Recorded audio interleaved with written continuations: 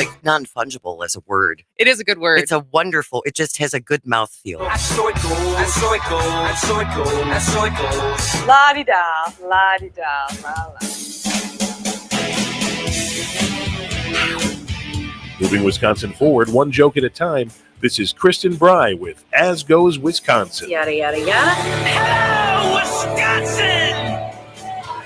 Hello, Wisconsin. Welcome to the second hour, the 11 o'clock hour of As Goes Wisconsin on this Wednesday, August 16th. We are taking your jokes all day because it is National Tell-A-Joke Day. So if you have any good dad jokes, Any good jokes. bad jokes. We don't discriminate. We don't discriminate unless there's a curse word in it, and then we can't read it. No naughties. But yes, we will be reading those throughout the rest of this hour, and maybe even bringing it back for a recurring segment. But a more serious topic that we're going to cover in the first half hour of our show this hour is PFAS. PFAS. PFAS. What do you say, Peter? Tomato, potato. Yeah? Yeah. Okay. But I just wanted to, in the last 24 hours, I did a Google News search for headlines, and all I searched was PFAS, Wisconsin. And sometimes you get 0 hits if you put the time limit on for the last 24 hours. WPR, Stella wells have some of the highest levels of PFAS in the U.S. Wisconsin Examiner, nearly 50 residences in the town of Stella under PFAS health advisories. WSAU, rural Oneida County residents sue over PFAS contamination. Milwaukee Journal Sentinel, PFAS likely affecting water at 2 summer camps near Rhinelander. And that's not even all of them. There's 2 pages worth just in the last 24 hours of headlines and stories in Wisconsin alone about forever chemicals. So like this has become something that I think maybe even a couple years ago, the average person didn't really know what they were. And now everyone hears about them a lot. They're affecting people all across the state, all across the country. And thankfully, in our last budget, we actually got some money to address it.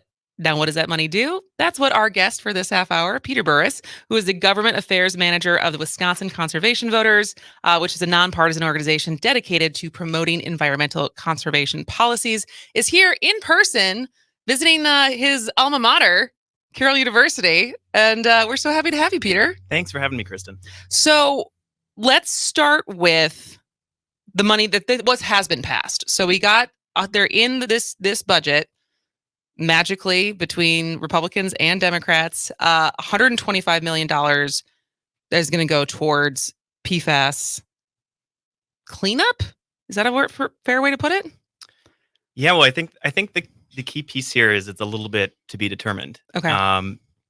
So, and also the key piece here is that we are where we are because of the folks that have been advocating for addressing this issue for years and years. So while PFAS is new to a lot of folks in Wisconsin, and Wisconsinites are just beginning to learn about their own communities and levels of detections and their own communities.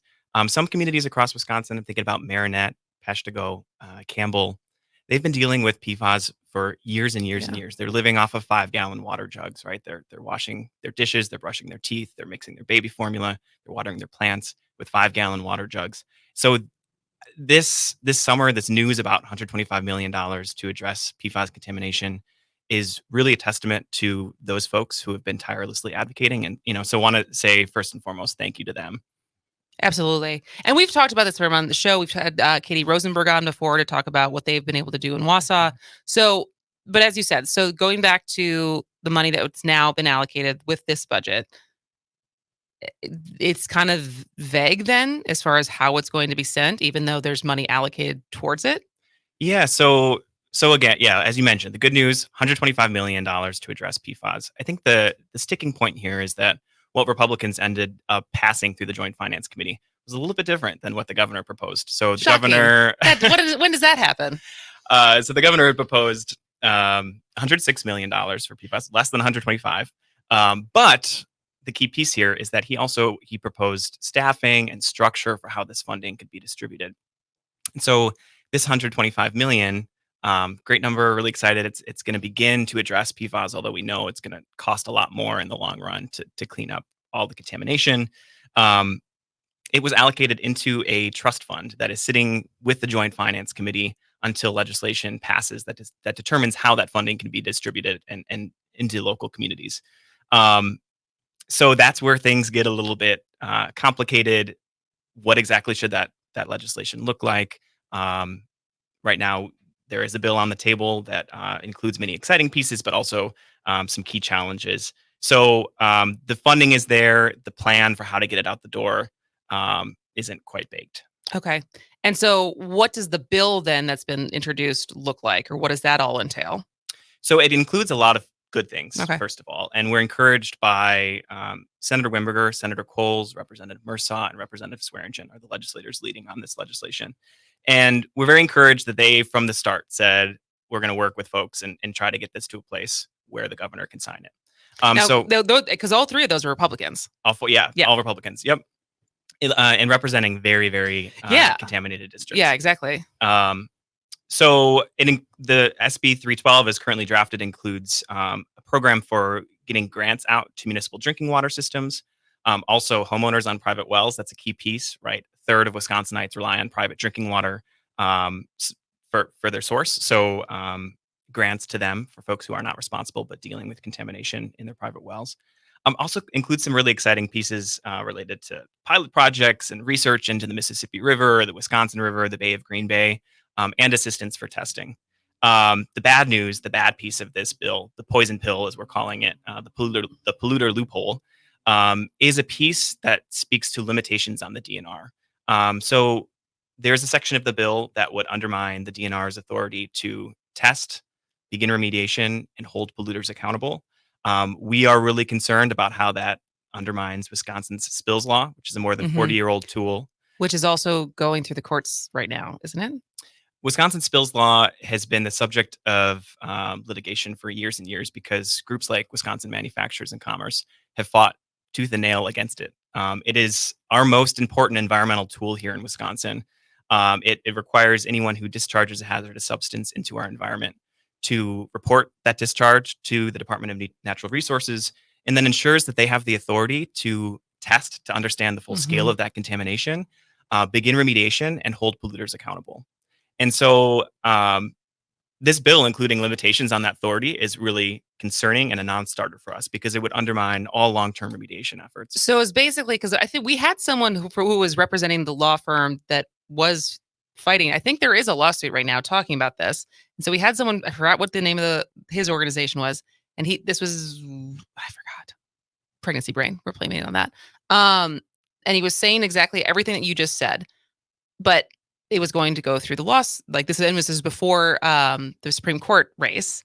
And I don't know what the update on that lawsuit is, but are you saying, so with this bill, if this were to get passed, then it basically overrides what that lawsuit is about?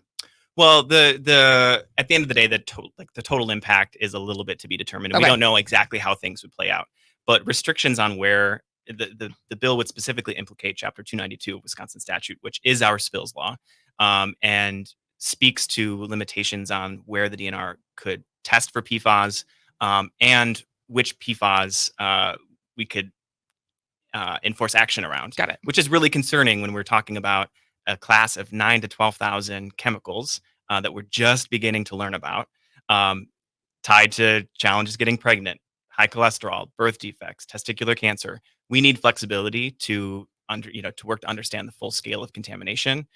So it's a little bit to be determined if this bill moved forward as it's currently drafted, how exactly it would harm the spills law, but we know that it would chip away at it, and we just can't afford to do that. Absolutely. We're talking to Peter Burris, who is the government affairs manager. I just lost your government affairs manager for Wisconsin Conservation Voters. And so if this doesn't get passed, like if that actually is a poison pill for Governor Evers and he were to veto this, does that mean that, again, going back to the money that's been allocated in the budget, it would just sit there? Or are these two things kind of tied as far as how that money will get used is tied to this bill getting passed? We're certainly worried it would sit there, okay, and not benefit communities. Again, that's another kind of it's a little bit to be determined. But I am cautiously optimistic that we are going to get this bill to a place where we can all get behind it.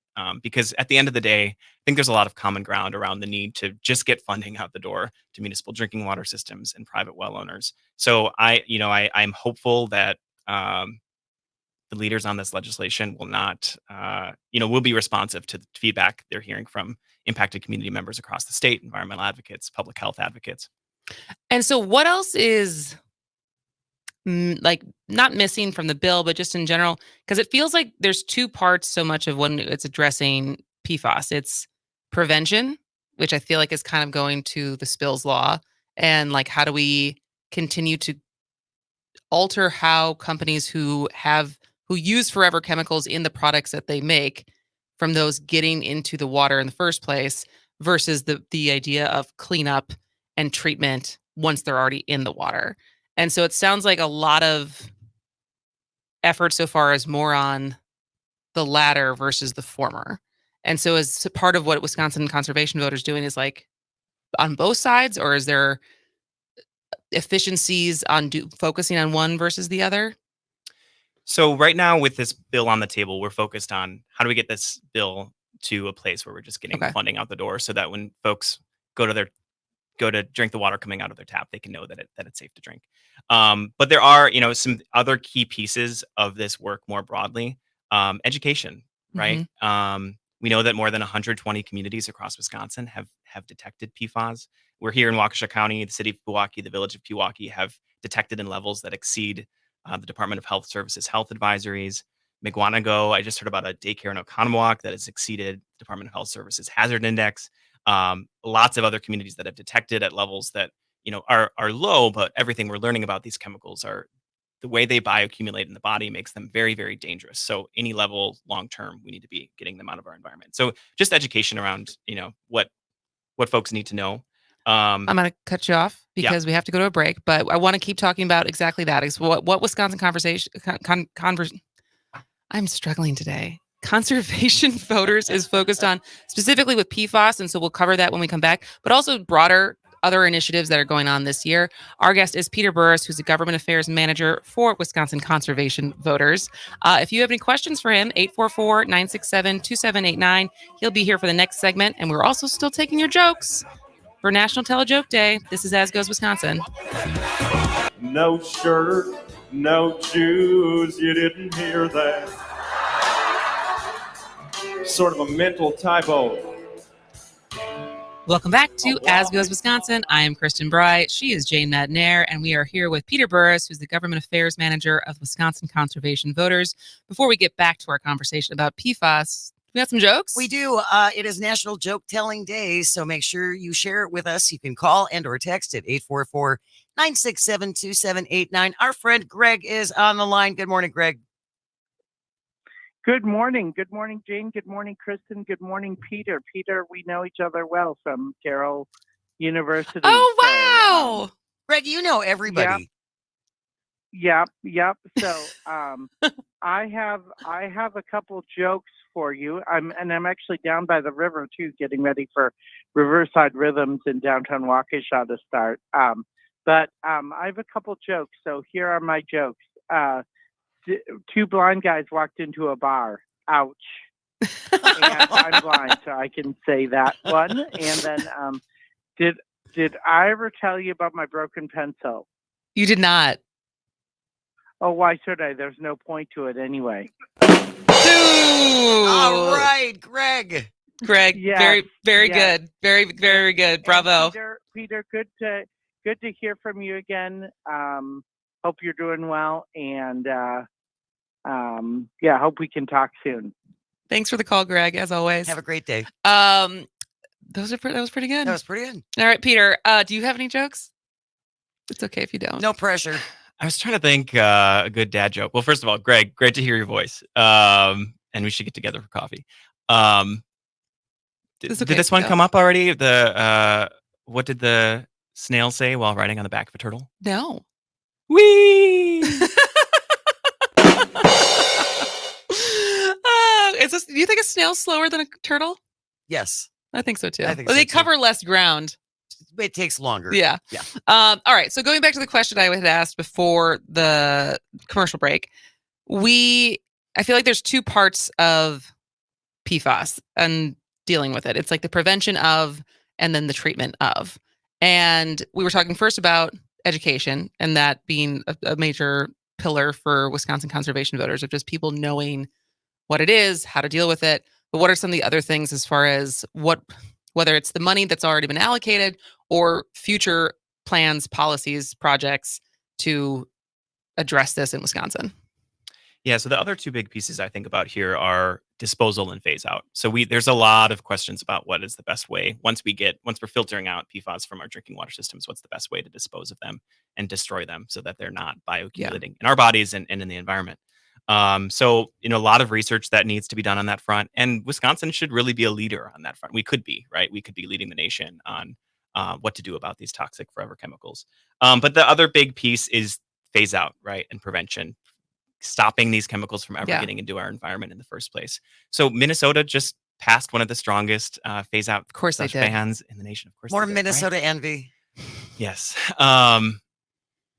We could do the same thing, right? We need to phase out the use of these chemicals in non-essential non-essential use of these chemicals. Is there a replacement for them? Like, because we talk sometimes about plastics, and like we've interviewed people who are finding different ways and to make plastic, and so that it can compost easier or whatever. Is there even or work being done to have a way to create products that are water resistant but don't have to use these chemicals? Or is that what you mean by phase out, or just not putting these chemicals in things that don't need them? Yeah, not putting these chemicals in things that don't need them, and relying on other options. So we are seeing PFAS-free products coming onto the market. We want to ensure that they're not just using different PFAS that we don't yet know. Is this like the fat-free branding when it's like got a bunch of sugar in it? When it's like it is. We just made it under the radar to get away with putting this as a advertising tool. Yeah, we can't be playing whack-a-mole with these different problems, right? So long term, we want to make sure that that companies aren't endangering our communities with chemicals that they don't really know anything about and how they impact us. Anything else? What should people know that they can do or they could be doing as far as either advocacy or even their own like safety and health when it comes to PFAS in their communities? Yeah, well, so Department of Health Services has great resources on how to make sure that the water coming out of your own tap is safe to drink. If there are levels of PFAS in your municipal drinking water system in your private well, some action steps there. I do recommend going to conservationvoters.org. We've got ways to take action right on our website. This is the moment to be taking action on this legislation, Senate Bill 312. We've heard that they want to move it to the floor of the Senate and the Assembly in September. So changes are happening right now. So, call your legislators, ask them to remove the polluter loophole from Senate Bill 312 and ensure that this funding can get out the door. And Peter, that actually makes a difference, doesn't it? If you call. It sure does. Yep. And my experience lobbying on this issue is that legislators across the board are hearing the concern. And so to the extent, it is important for them to hear that there's this one piece that is really a poison pill and that we need to remove it to make sure that communities across the state are benefiting from this funding. In the conversation, as much as you can tell us, as someone who is a lobbyist and lobbying for this on behalf of this bill, when you talk to, as you said, the three Republicans who are really spearheading this, are they receptive? Like, do they hear the concerns about the poison pill? I'm certainly encouraged by the conversations. Okay, that's great. And I think that I suspect they're hearing a lot of the same thing from different groups. The only group that I know that was lobbying in favor of this poison pill. Let me guess. The WMC. It was WMC. Yeah. Shocker. So big shock. So we have the people power needed to get something good done here, I think. Well, that is great to hear. I'm so happy to meet you in person. Thank you for coming in. Peter Burris is the Government Affairs Manager for Wisconsin Conservation Voters. We will link information for that bill if you would like to learn more about it and contact your representative about it. Thanks for coming in today. Thanks, Kristen. All right. When we come back, John Russell will be here to talk about his experience at a Trump rally and the very genuine conversations he had. It was the inverse of a Jordan Klepper video. And if you have some jokes, we're still taking them. 844-967-2789. This is As Goes Wisconsin. In a straw hat. I've poured drinks at a Rust Belt dive bar for the last year, and when your county votes for Trump and the bartender looks like I do, people kind of assume that you're on the same page. But sometimes you actually are. So here's my hunch. For all the focus on culture war issues, the working class on the left and the right have a lot more in common than we're led to believe. Welcome back to As Goes Wisconsin. I am Kristen Bry. She is Jane Metnair, and that was the opening segment from a new video from our friend of the show, John Russell, and More Perfect Union that was put out a week ago, 2 weeks ago, that I thought was very enlightening. It was not as hilarious as a Jordan Klepper going to a Trump rally, but it was. I mean, it was funny, but it wasn't. You weren't making a joke out of the people you were talking to, like he typically does. And sometimes you want to see both. And so, welcome back to the show, John Russell. It's so good to see you. Hey, thanks for having me on. Yeah, and I guess my first question is for people who are listening and not watching the show right now. How would you describe what you look like, since you said when you look like me? Generic white guy with a mullet. So as if you've not heard John on our show before, you don't follow him on social media at Hey John Russell, you should. But he is an Upper Ohio Valley guy. He's on TikTok and Instagram. He makes great videos. He's the author of The Holler, which is an Appalachian based independent media for the fed up working class. You work in conjunction sometimes with More Perfect Union, and which is another organization that does a lot of media around working class issues and problems. And you guys worked together on this video for you to go to a Trump rally. Where was the Trump rally? This was in Erie, Pennsylvania. And okay. Yeah, thanks for nailing my intro there. There's a lot of hobbies. There's multiple hats. You forgot my whittling. I like to carve wood. So I guess were you always planning on going to the rally and then teamed up with More Perfect Union? Did they ask you to go? Yeah. So first of all, working with More Perfect Union has been really great. If listeners aren't following them, it's worth a follow. But yeah, we went up to this rally based on a hunch. I worked in a Rust Belt dive bar for a year. I moved bars to a slightly nicer place. Oh, you moved bars? I did. I know it's an upgrade. I actually have to use sweet vermouth now, which would have gotten you laughed out of my prior establishment. But from working in this bar, I mean, I grew up in the Ohio Valley. And if you don't know about the Ohio Valley, it's one of the regions that's experienced the biggest political shift out of anywhere in the country. And it went from labor, union, Democrat voting to in the tank for Trump. And when you're working in a dive bar, it's just unavoidable to, talk politics. And I can't help myself anyway. So here I am working in this bar. I'm very left leaning. I didn't make any bones about that. And I was talking to a lot of people who really love Donald Trump. And it went surprisingly well. So that was the hunch we took up to this Trump rally and decided to see if we could have those kind of conversations online. And we got some pretty interesting answers. And you did. Was this your first Trump rally you've ever gone to? I would imagine you maybe have gone to ones in the past. Yeah. No, this was the first one. Okay. And so I guess what were you expecting? Because like you said, it's not like you're new to these types of conversations because you've been having them in your bar. But I guess what were you expecting versus what did you actually experience going? What we got out of that rally is what I expected going in, really. But, that wasn't surprising just because I grew up in areas that are very similar to Erie. The Rust Belt has interesting politics, and Donald Trump, the one thing he's really good at, besides committing crimes, is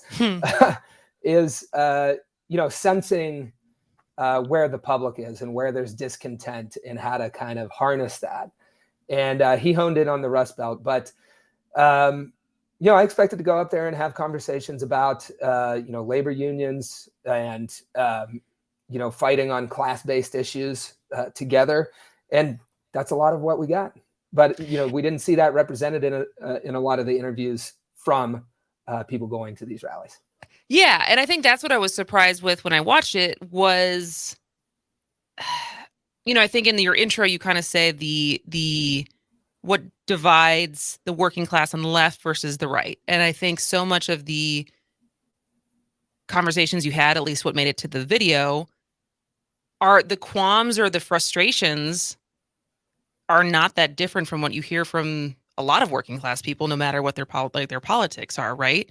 And then there's just this like how you choose to align and who you think can actually fix that. But I guess, what do you think coming out of this differentiates working class left versus working class right folks?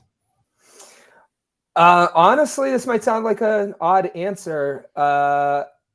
I think the only thing that's really responsible for the massive division that we all feel and this massive polarization is the fact that we live in an environment, all of us across the political spectrum, of engineered division. Because engineered division is profitable. When you have both sides hating each other, there's a lot of clicks to be had. There's a lot of ads to be sold. You can run, two political parties solely based on the issues that divide us. And that can, come to define your entire politics without anybody having to address the issues that we're united on. The fact that half of the country couldn't deal with a surprise medical expense without, being pushed into financial ruin. Those are things that unite us. But the space to talk about that, in our culture doesn't produce as many clicks, doesn't sell as many ads, doesn't quite fit into the media ecosystem the way we have it set up. So, now I've rambled and forgotten your initial question, but we're all kind of a product of this engineered division.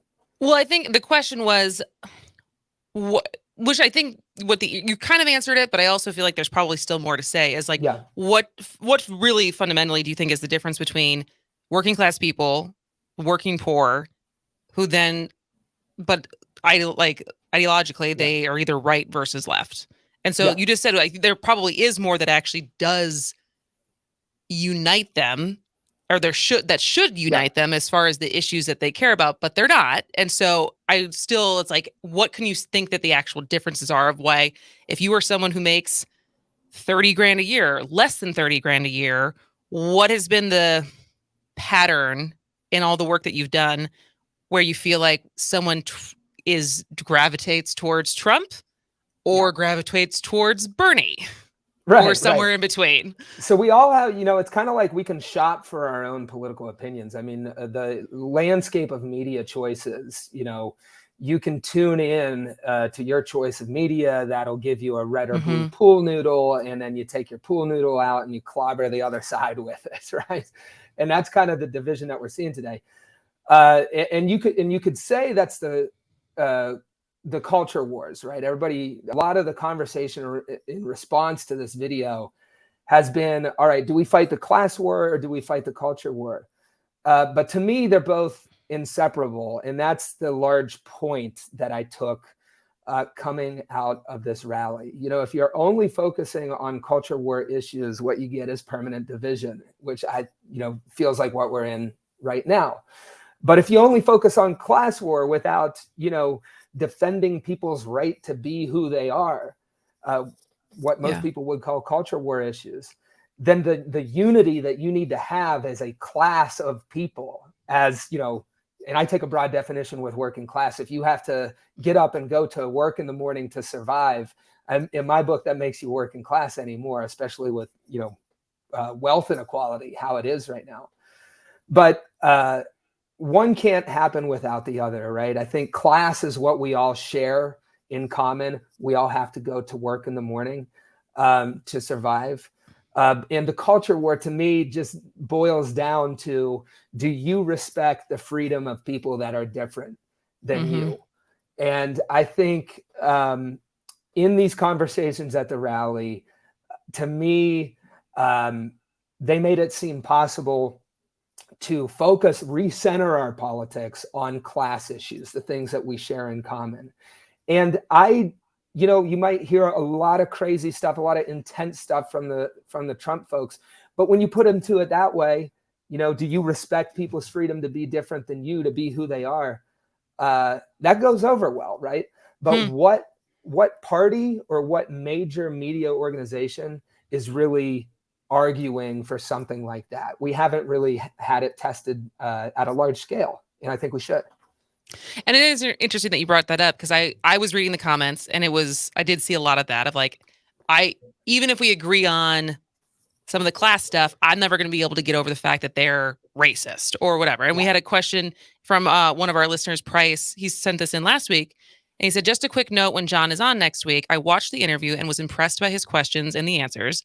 However, the one aspect I'm interested in is the racial resentment angle. A big driver of Trump voters was sticking it to the other. And I'm wondering if he asked about that to the people he spoke to. Yeah, that's another conversation. We're going to make this a series. And I think, we have had so many years of really, right-wing propaganda has been very massive. It's been 50 years. It's been financed by billions of dollars. It's 24/7 and on every device.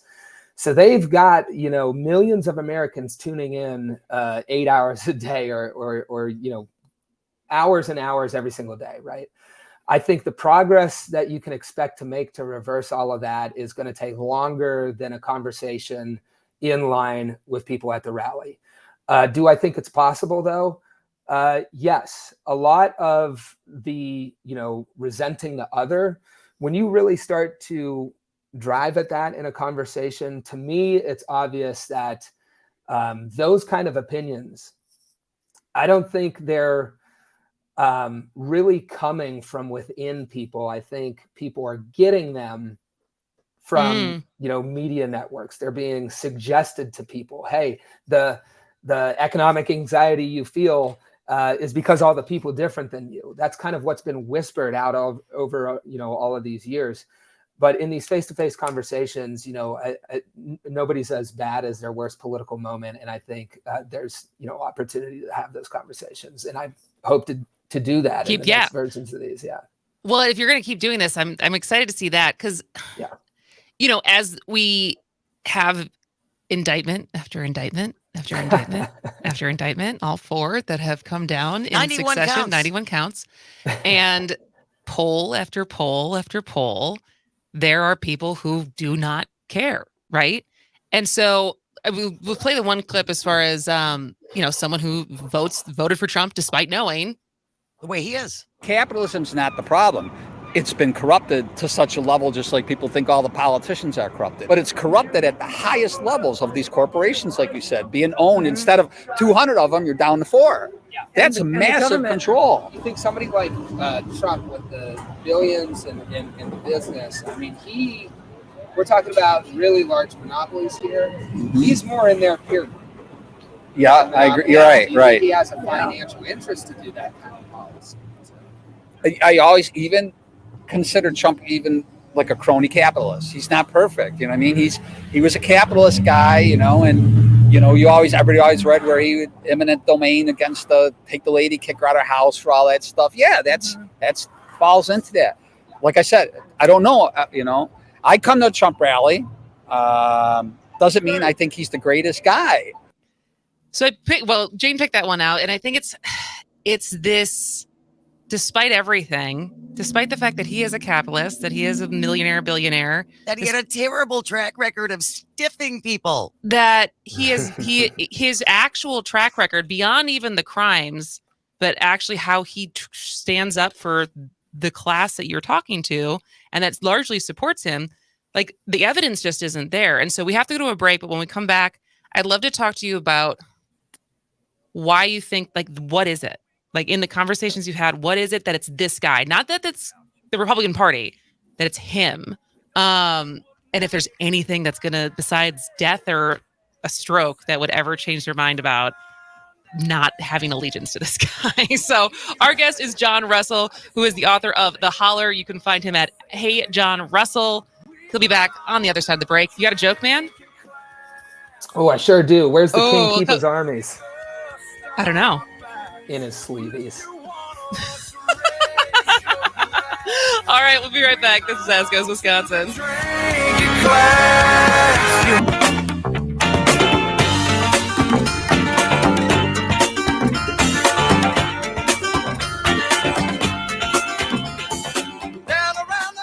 Welcome back to As Goes Wisconsin. I'm Kristen Bry. She is Jane Madnair, and our guest is John Russell, who is the author of The Holler, and he makes online videos, which is how he and I originally met on TikTok and Instagram, about the working class and the fed up working class specifically.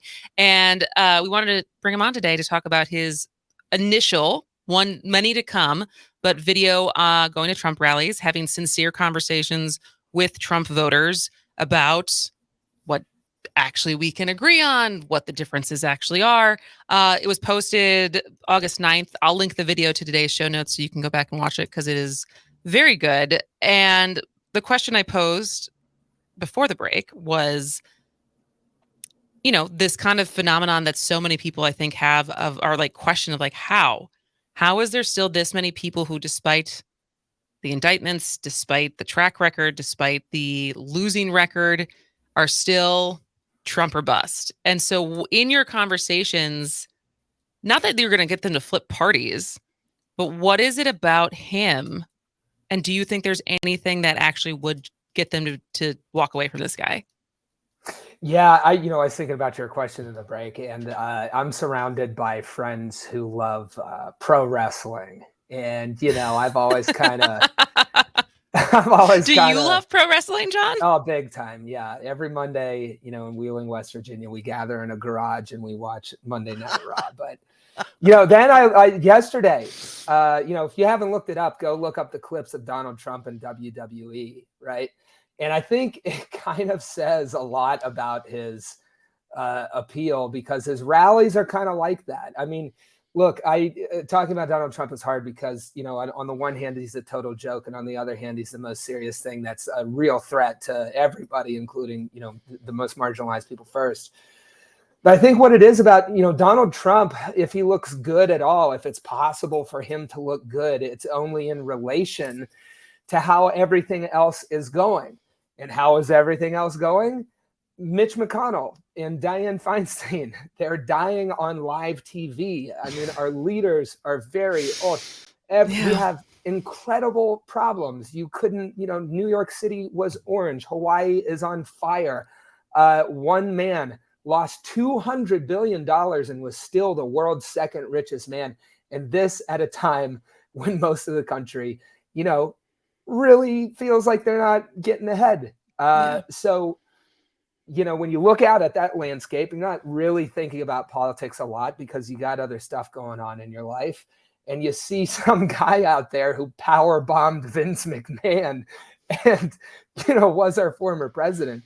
If you want a different direction, I'm pretty sure that you're going to get something different than what we've been expecting if you go with Donald Trump. So I think a lot of that is his appeal. Now, unfortunately, millions of people walking into those rallies, whether they know it or not, are empowering a person with an agenda that'll, eventually come for us all, starting with, the powerless first. But what do I see that could possibly stop that? This was one of the main focuses of what we talked about up there. And I think it's the new labor movement energy and the new media, honestly, that we're seeing on TikTok. I mean, let's start with the labor movement first. The kind of goal was to go up to this Trump rally and say, hey, do you support UPS workers winning $30 billion by standing together against one of the largest corporations? The answer from the Trump rally attendees, yes. Do you want to see Trump on a picket line? Yes.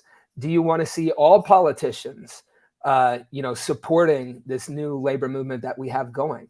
Yes. So in there, I could see a large change to our politics. And, a lot of it feels like it's set in stone, but Donald Trump was never supposed to be president. Neither was Barack Obama. These things can change overnight. And, historically, when we have won really large progressive things for society, those have been built on a foundation of organized workers who, could elect people that stood with organized workers. And forever, there was never a question about what party did that. It's kind of a shame to say, but there is a question about that now. Yeah. But with so much new energy in the labor movement, I think that's the way forward. And a lot of the people in line also share that. Which I passionate. Find, yeah, I like that was a great answer. It was a great answer, but again, I just find it so interesting. The hero of the right is Ronald Reagan, who was the one who began the deunionizing push. Yep. And it's interesting because a lot of the interviewees we talked to, they were trashing Ronald Reagan. They were trashing. They were trashing Dick Cheney. We talked to a guy who worked for Halliburton. I mean, a lot of these figures on the right. Donald Trump hijacked that party. I mean, the Wall Street had a favorite party there. Then Trump came in and took it over and talked about how free trade sucks. And a lot of people said, yeah. So, I think there's a lot of